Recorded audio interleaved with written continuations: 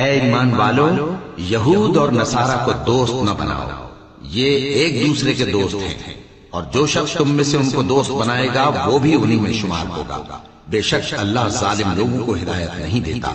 تو جن لوگوں کے دلوں میں نفاق کا مرض ہے، تم ان کو دیکھو گے کہ وہ ان میں دوڑ دوڑ کے ملے جاتے ہیں، کہتے ہیں کہ ہمیں خوف ہے کہ کہیں ہم پر زمانے کی گردش نہ آ جائے۔